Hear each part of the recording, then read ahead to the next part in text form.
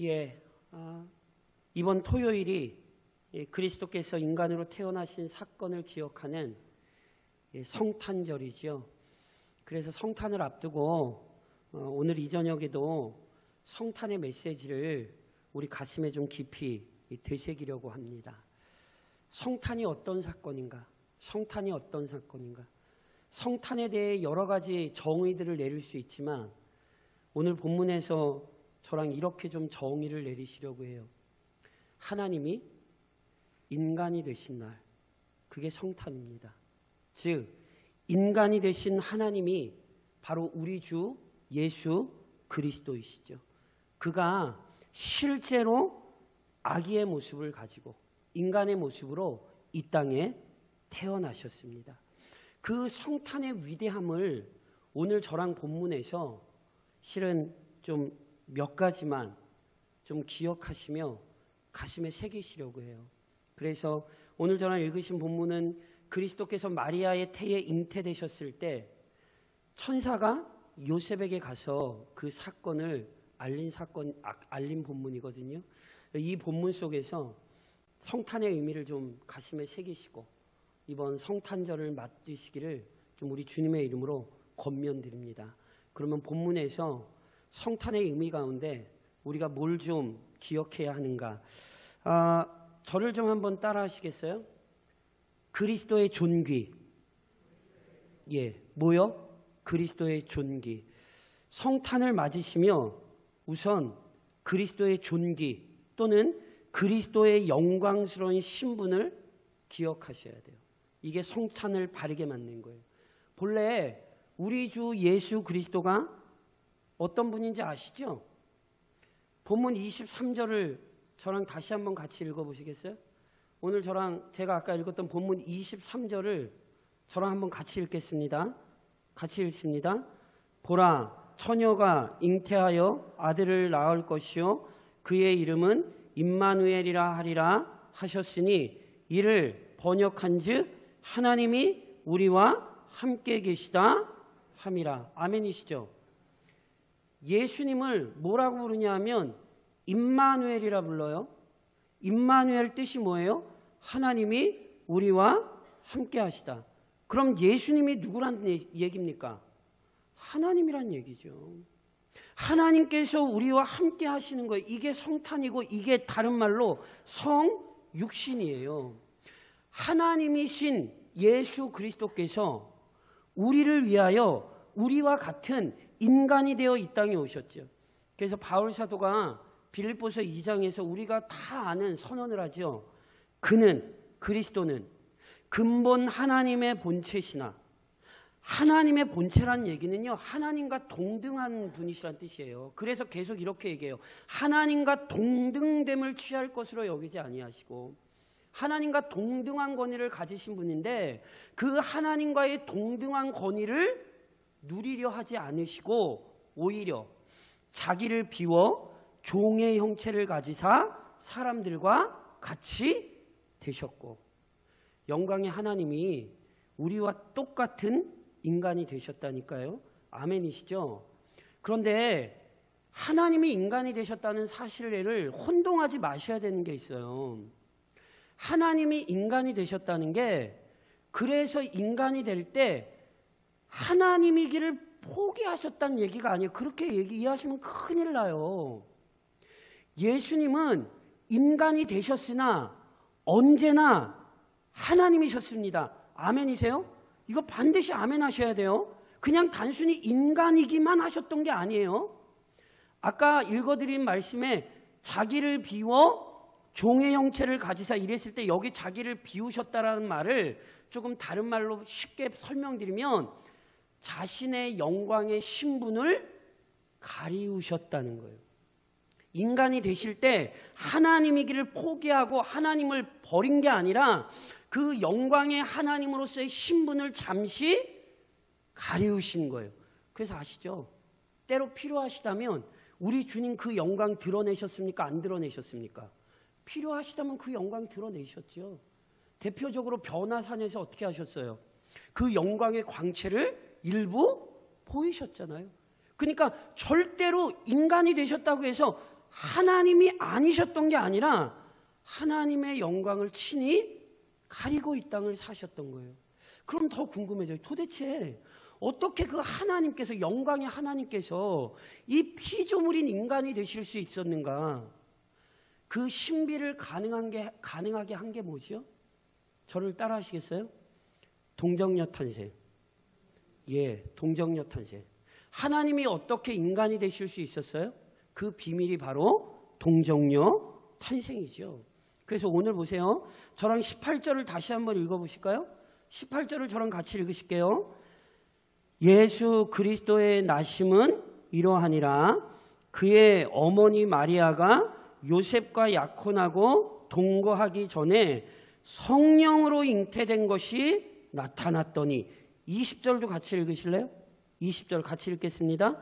이 일을 생각할 때에 주의 사자가 선몽하여 이르되 다윗의 자손 요셉아, 내 아내 마리아 데려오기를 무서워하지 말라. 그에게 잉태된 자는 성령으로 된 것이라. 보세요. 어떻게 하나님께서 인간이 된 줄 아세요? 거기에 바로 동정녀 탄생이라는 놀라운 역사가 일어나는 거예요. 사람은 원래 어떻게 태어나요? 정자와 난자가 만나서 수정이 돼서 인간의 생명이 어머니 태에 창조되는 거죠. 하나님께서 그렇게 창조해 내시죠. 그런데 보세요. 만일 아버지 요셉과 어머니 마리아의 정자와 난자의 만남으로 예수님이 생겨나게 되시면 아주 심각한 문제가 발생해요.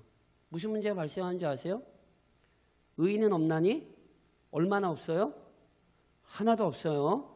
아담의 범죄 안에서 모든 사람이 다 뭘로 태어나요? 죄인으로 태어나요. 그러니까 보세요. 예수님이 요셉과 마리아의 어떤 생육적인 관계에서 태어나시면 예수님도 곧 뭐가 돼요? 죄인이 돼요. 그래서 우리에겐 성육신 중에 이 동정녀 탄생 교리가 너무너무 중요한 거예요. 성령께서 그 창조의 능력을 동원하사 남자가 없이 처녀인 마리아의 몸에 아기가 잉태될 수 있도록 예수님께서 나오실 수 있는 몸을 준비하신 거예요. 거룩하신 성령께서 만들어내신 몸이니 순결하신 우리 주님께서 죄의 영향을 입지 않고 그 몸을 가지고 이 땅에 오실 수 있었습니다. 아멘이세요? 더 이상 자세하게 설명해 달라 그러면요, 죄송해요, 저 못해요. 그리고 누구도 못해요. 이게 우리가 설명할 수 있는 전부예요. 성령께서 거룩하신 능력으로 순결하신 몸을 그리스도의 마리아의 태에 잉태시키셔서 그 몸으로 우리 주님 이 땅에 태어나신 거예요. 그리고 이것이 우리에게 영광스러운 이유는 보세요. 거룩하신 성령께서 준비하신 몸으로 순전하신 우리 주님께서 태어나셨기 때문에 예수님께서 죄가 있어요, 없어요? 인간으로 태어나셨으나 죄는 없으신 거예요. 그래서 우리의 구원자가 되실 수 있었다니까요. 만일 예수님이 죄인이었으면, 아니 본인이 죄인인데 무슨 죄인들을 위한 구원자가 되실 수 있냔 말이에요. 그래서 보세요. 우리는 성탄을 맞이하며 우선 먼저 그리스도의 존귀함을 기억해야 돼요. 그분은 하나님으로서 죄가 없는 순전하신 분으로서 우리를 구원하시기 위해 실제로 인간이 되신 거예요. 우리와 같은 인간이 되셨으나 하나님으로서의 존귀를 잃어버리셨던 것이 아니라 놀랍게도 하나님으로서의 존귀, 그 영광을 가리우고 이 땅을 사셨죠. 그리고 결국 십자가에 죽기까지 복종하신 거라니까요. 그 삶이 없었다면 우리에게 구원이 없었다고요. 그러니 이번 성탄, 이 성탄절을 맞이하며 그 그리스도의 존귀함을 가슴 깊이 새기셔야 돼요. 그리고 당연히 영광의 하나님이시니 찬양해야겠습니까? 안 해야겠습니까? 당연히 찬양하고 영광 돌려야 됩니다. 왜요? 존귀하신 분이니까. 더 나아가 다시 한번 따라 하시겠어요? 그리스도의 겸손. 예, 그리스도의 뭐요? 겸손. 성탄을 맞이하며 우리는 먼저 그리스도의 존귀함을 기억해야 돼요. 그분은 그냥 인간이 아니에요. 인간이 되신 하나님이죠. 동시에 보세요. 하나님이 뭐가 되셨어요? 피조물인 인간이 되셨잖아요. 실은요, 이거는요, 겸손이라는 말로는 이게 설명이 안 되는 거예요. 이거는 하나님이 인간, 이거는 우리가 아는 겸손이라는 단어로는요, 이게 원래 설명이 될 수가 없어요. 이건 정말 우리의 상상을 초월하는 일이죠. 근데 보세요. 하나님이 진짜 인간이 되셨단 말이에요. 그런데 그렇게 하나님께서 인간이 되셨던 이유를, 그 이유에 대해 오늘 본문 22절을 저랑 같이 한번 읽으시겠어요? 22절에 그 일을 이렇게 설명을 해요. 22절 같이 읽겠습니다. 이 모든 일이 된 것은 주께서 선지자로 하신 말씀을 이루려 하심이니 이르시되. 자 보세요. 이 모든 일이 된 것은, 이 모든 일이 뭐겠어요? 성령께서 마리아의 몸에 우리 주님의 몸을 준비하셔서 실제로 하나님이신 우리 주님께서 인간이 되어 마리아의 태에 잉태되셨을 뿐 아니라 어린 아기로 태어나셨죠. 근데 이 모든 일이 된 것이 뭘로써 된 거래요? 주께서 선지자로 하신 말씀을 이루려 하심니. 주가 누구예요? 주. 하나님이죠. 하나님께서 이 일에 대해 이미 뭐 하셨다는 거예요? 선지자들을 통하여 말씀하시고 약속하셨다는 거예요. 그러니까 보세요. 우리 주님이 왜 인간이 되세요? 하나님께서 친히 왜 인간이 되셨어요? 하나님께서 그렇게 약속하셨거든요. 하나님이 그렇게 약속하셔서 우리 주님은 뭐 하셨다는 거예요? 그 약속을 이루시기 위해 그 말씀에 순종하셨다는 거예요. 이게 얼마나 놀라운 섭리인가 보셔야 돼요. 우선 이 약속은요, 언제 처음 등장하냐 하면 제가 많이 설명드렸죠. 원시복음이라 그래요. 원시복음. 창세기 3장 15절. 인간이 범죄했을 때 하나님께서 인간을 유혹했던 뱀, 더 정확히 얘기하면 사탄의 권세에 대해 하나님께서 저주하시며 뭐라고 말씀하세요? 여자의 후손을 통해 뱀, 정확히 말해 사단의 머리, 그 권세를 하나님께서 무너뜨리시겠다 약속하셨죠. 그 약속대로 여자의 후손으로, 여자의 후손이란 인간을 얘기해요. 인간, 우리와 같은 인간. 그 인간으로 누가 오신 거예요? 우리 주님이 오신 거란 말이에요. 마태복음 1장이 누구의 이름으로 시작되는지 아세요? 마태복음 1장이 두 사람의 중요한 사람의 이름이 등장해요.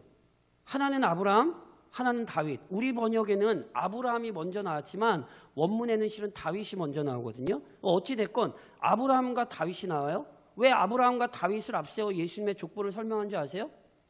아브라함을 창세기 12장에 하나님께서 부르시며 아브라함을 뭘로 삼으시겠다 그러셨어요? 복의 근원으로 삼으시겠다 그러셨잖아요. 그거는요, 아브라함을 잘난 사람으로 만드시겠다는 말씀이 아니에요. 아브라함을 복의 근원으로 만드시겠다는 말씀이 창세기 22장에 이삭을 바친 사건 속에서 더 구체적으로 설명이 되는데, 그게 어떻게 설명이 되냐면 여호와께서 이르시기를 내가 나를 가리켜 명령하노니 내가 이같이 행하여 내 아들 내 독자도 아끼지 아니하였은즉 내가 내게 큰 복을 주고 내 씨가 크게 번성하게 하여 하늘의 별과 같고 바닷가의 모래와 같게 하리니 내 씨가 그 대적의 성문을 차지하리라. 또 내 씨로 말미암아 천하 만민이 복을 받으리니. 아브라함이 복이 통로가 된다는 게 뭔지 아세요? 아브라함의 후손으로 그 씨 중에 누가 오시는 거예요? 사탄의 권세, 그 대적의 성문을 차지할 자, 천하 만민을 복되게 할 자가 오시는 거예요. 그게 누구예요? 그게 예수님이에요. 아브라함에게 하셨던 말씀대로 예수님 오시는 거예요. 또 한 사람, 다윗. 제가 지난 주일날 다윗 말씀하면서 뭐 말씀드렸어요? 다윗 언약. 왜 보아스의 계보를 따라 누구 이름을 거론해요? 다윗을 지목하죠. 이유가 있다니까요. 다윗 언약. 다윗의 후손을 통해 누구를 보내시겠다고요? 영원한 나라, 영원한 왕국을 세우는 자, 메시아를 보내겠다고요. 그 말씀 그대로 이루어진 거 아닙니까?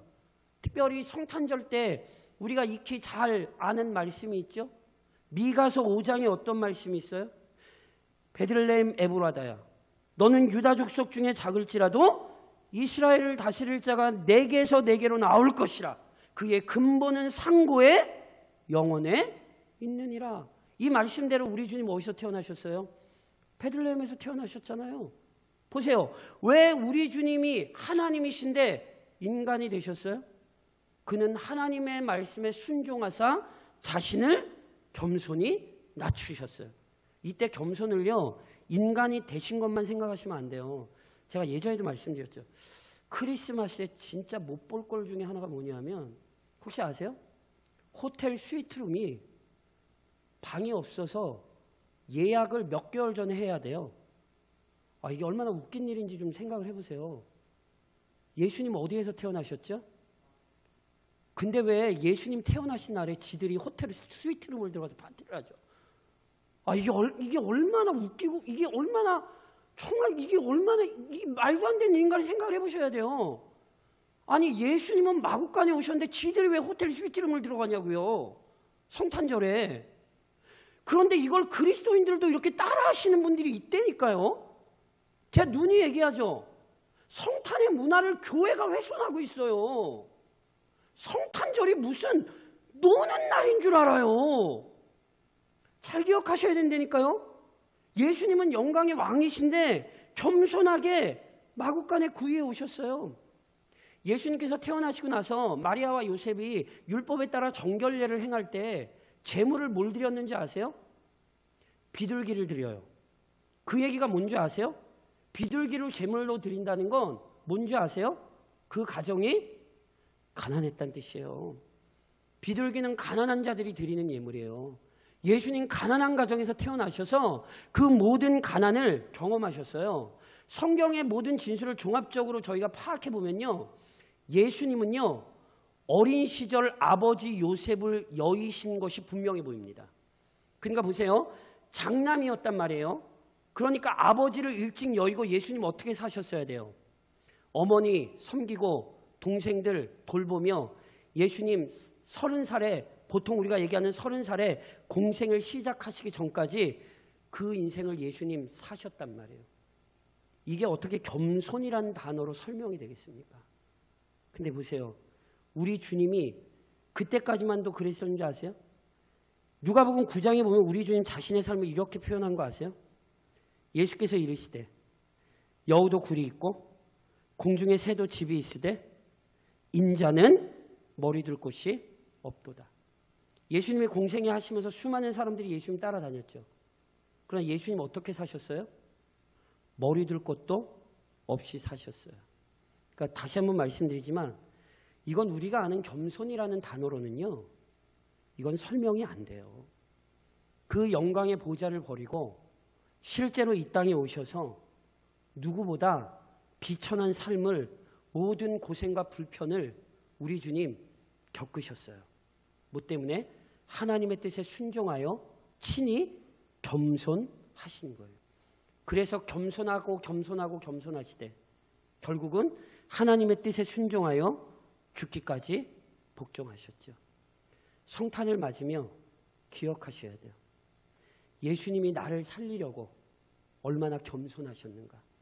그가 우리를 살리시기 위하여 얼마나 자신을 낮추셨는가 기억해야 돼요. 예수님께서 이처럼 겸손하셨다는 사실을 알면 성탄절에 딴짓할 수 있을까요? 아니요, 절대 그렇게 못해요. 예수님이 이처럼 자신을 낮추셨다는 사실을 알면요, 성탄은 정말 감격적인 날로 우리에게 받아들여져야 합니다.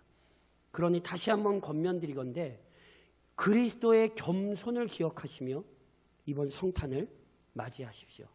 또 하나 기억하셔야 될 게 있어요. 다시 한번 따라 하시겠어요? 그리스도의 사명. 그리스도의 뭐요? 사명. 보세요. 성탄을 맞으시며 우리 주님의 존귀함을 기억해야 되고요. 그 존귀하셨던 분이 얼마나 자신을 겸손히 낮추셨는가 기억하셔야 돼요. 동시에 성탄을 맞으며 우리는 그리스도께서 우리를 위하여 이루신 그분의 사명을 기억해야 돼요. 그분이 이 땅에 오신 목적, 그 하늘 보좌를 버리고 정말로 낮고 천하게 자신을 겸손히 낮추셨던 목적 분명해요. 저랑 21절, 오늘 본문 21절 같이 한번 다시 봉독하시겠어요? 21절입니다. 같이 읽겠습니다. 아들을 낳으리니 이름을 예수라 하라. 이는 그가 자기 백성을 그들의 죄에서 구원할 자이심이라 하니라. 아멘. 보세요. 예수님의 이름을 천사가 알려주죠. 예수라고 하라고. 예수는요, 원래 유대인들 사이에서 굉장히 흔한 이름 중에 하나예요. 굳이 비유하자면 진짜로 저희 예전에 철수야, 영희야 그런 이름처럼 원래 유대인들 중에 흔한 이름이에요. 이것이 예수는 헬라식 발음이고요. 예수라는 말을 유대인들의 언어인 히브리어로 발음하면 여호수아예요. 그걸 또 축약하면 예수아. 그래서 구약 성경에서 여호수아, 예수아 보면 아 이게 예수의 이름이구나 이렇게 기억하시면 돼요. 그 이름의 뜻이 원래 뭐냐면 하나님은 나의 구원이시다. 뭐 이런 의미를 담고 있어요. 그래서 그런 의미에서 오늘 본문에도 저랑 읽으신 21절에도 예수님의 이름을 뭐라고 밝혀요? 그가 자기 백성을 그들의 죄에서 구원할 자. 그러니까 보세요. 이건 단순히 이름이 아니에요. 이건 뭐예요? 예수님의 사명이에요. 사명. 예수님께서 왜 그 하늘 영광의 보좌를 버리고 낮고 천한 이곳에 자신을 친히 낮추셔서 이 땅에 오셨냔 말이에요. 딴 거 아니에요. 죄인들을 구원하기 위해 오신 거예요. 그리고 죄인들을 구원하시기 위해서는 하나님이 인간이 되시는 일이 반드시 필요했어요. 이거를 어쩌다 하나님이 인간이 되셨다 이렇게 생각하시면 안 돼요. 하나님이 인간이 되셔야만 했던 분명한 이유와 목적이 있어요. 도대체 그럼 왜 하나님이 인간이 되셔야 되는데요? 자, 제가 여쭤볼게요. 죄를 누가 졌죠? 사탄이 졌습니까? 인간이 졌습니까? 예, 죄는 인간이 졌습니다. 사탄이 유혹을 한 것이고 하나님이 하지 말라는 거 인간이 했어요. 인간이 범죄했어요. 그렇죠? 그러니까 보세요. 인간이 죄를 졌으니까 죄의 형벌을 누가 받아야 돼요? 그렇죠. 당연하죠. 그게 공정과 상식 아니에요? 요즘 아주 우리나라에서 공정과 상식만 하면 뭐 다 무너뜨리면서 그런 얘기들 하는데 어찌됐건 아니 인간이 죄를 졌으니 인간이 벌을 받아야죠. 그래서 보세요. 그래서 예수님이 인간이셔야 되는 거예요. 왜요? 누가 죄 졌어요? 인간이 죄를 졌으니까. 인간을 대신해서 벌을 받으려면 인간이 받아야죠. 그래서 하나님이 인간이 되셔야만 하는 거예요. 근데 여기 또 하나의 문제가 있어요. 보세요. 자, 인간이 하나님이 내리는 벌을 다 받을 수 있을까요? 인간이 영원하신 하나님의 진노를 받을 수 있을까요? 예, 받을 수 있다라고 생각하시면 큰일 나요. 하나님은 영원하신 분이에요.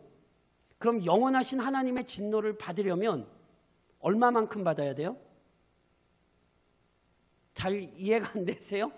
하나님이 영원하시잖아요. 그럼 영원하신 하나님의 진노를 받으려면 얼마 동안 그 진노를 받아야 돼요? 그렇죠.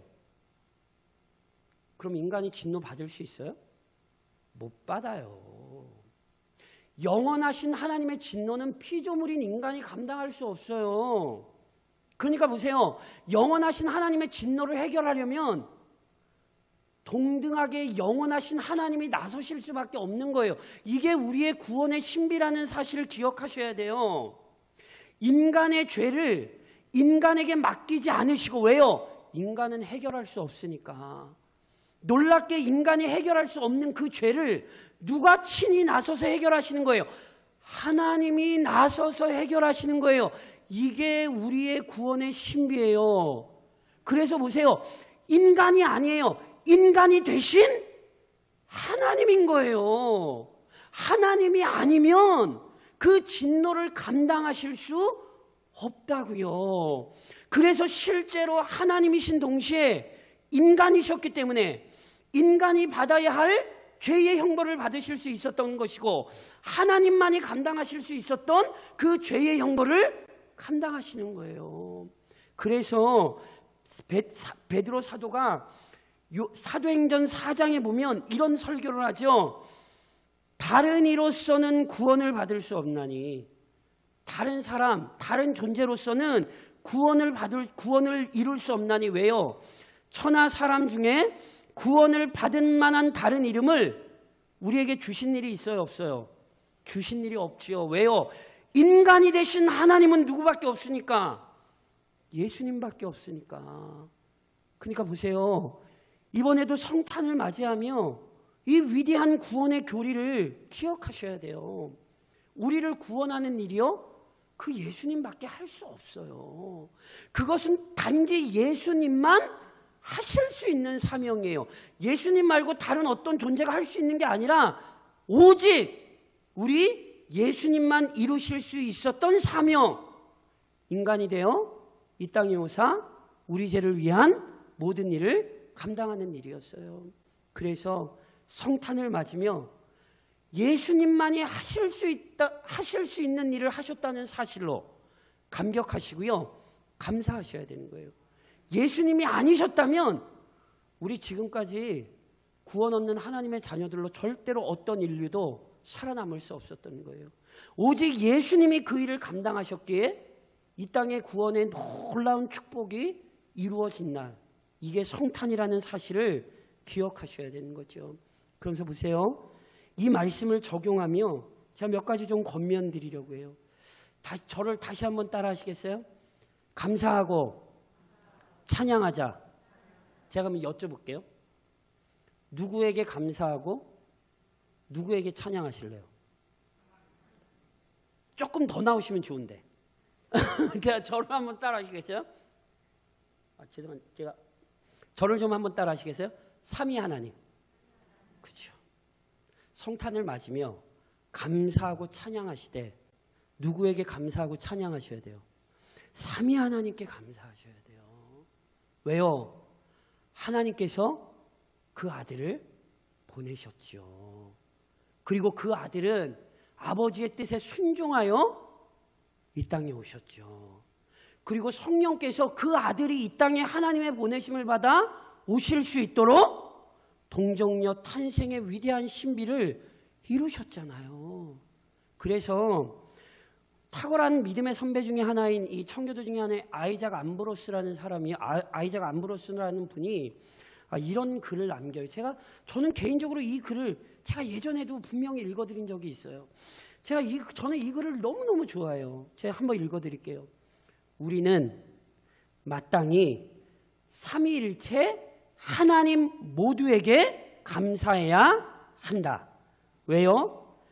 그리스도라는 옷을 만들도록 명령하신 것에 대해 성부에게, 그 옷을 짠 것에 대해 성령에게, 그 옷을 입으신 것에 대해 성자에게, 그리고 덧붙여 이런 얘기를 해요. 우리를 그 옷으로 입혀주고 그 옷으로 인해 우리를 의롭게 만드신 것에 대해 삼위일체 하나님 모두에게 감사드려야 하는 것이다. 너무너무 탁월한 믿음의 고백이죠. 그래서 이번 성탄을 맞이하시며 아들을 보내신 성부, 그 뜻에 순종하신 성자, 그분이 오실 수 있는 모든 것을 역사하신 성령 하나님께 온전히 감사하고 찬양하셔야 됩니다. 동시에 다시 한번 따라 하시겠어요? 우리도 순종합시다. 보세요. 예수님이 말도 안 되게 겸손해지셨잖아요. 다시 말해 순종하셨잖아요. 그래서 우리가 살아났죠. 그런데 아세요? 예수님께서 이 땅에 오실 때 예수님만 순종하셨던 게 아니에요. 놀랍게도 오늘 저랑 읽으신 본문에 보면 처녀가 임신을 했어요. 자기랑 관계를 안 가졌는데 자기랑 약혼을 했던 여자가 임신을 했단 말이에요. 요셉의 입장에서 이게 얼마나 당황스럽겠어요. 근데 천사가 요셉에게 알려줬잖아요. 뭐라고요? 그건 성령으로 잉태된 것이다. 그러니 마리아 데려오고 아들을 낳으면 예수라고 이름 줘. 요셉이 그대로 했습니까? 안 했습니까? 예, 저랑 마태복음 1장 마지막 24절 25절 같이 한번 읽으시겠어요? 24절 25절 같이 읽겠습니다. 요셉이 잠에서 깨어 일어나 주의 사자의 분부대로 행하여 그의 아내를 데려왔으나 아들을 낳기까지 동침하지 아니하더니 나음의 이름을 예수라 하니라. 놀랍죠? 요셉이 뭐 했어요? 하나님의 뜻에 순종했어요. 요셉만 순종했나요? 마리아도 순종했어요. 마리아에게 가브리엘이 그 잉태의 사실을 알릴 때에 마리아도 충격을 받죠. 그런데 놀랐지만 마리아가 결국 하나님께서 그 주신 메시지에 뭐라고 반응했는지 아세요? 누가복음 1장에 이렇게 기록됐어요. 마리아가 이르되 주의 여종이 오니 말씀대로 내게 이루어지이다. 뭐라고요? 말씀대로 내게 이루어지이다. 말씀대로 내게 이루어지고 저는 그 말씀에 순종하는 사람이 되겠습니다. 고백했죠. 예수님만 순종하신 게 아니에요. 요셉도 순종했고요. 마리아도 순종했어요. 그리고 기독교 역사상 수많은 우리 믿음의 선배들이 순종하는 삶을 살았죠. 그러니 이번 성탄 맞으시며 감사하고 찬양할 뿐 아니라 우리도 예수님처럼 순종하겠습니다. 우리도 요셉과 마리아처럼 순종하겠습니다. 그 믿음으로 결단하시며 이번 성탄을 맞으시고 그 복됨을 누리시는 자녀들이 되시기를 다시 한번 우리를 위해 이 땅에 오신 주님의 이름으로 권면드립니다.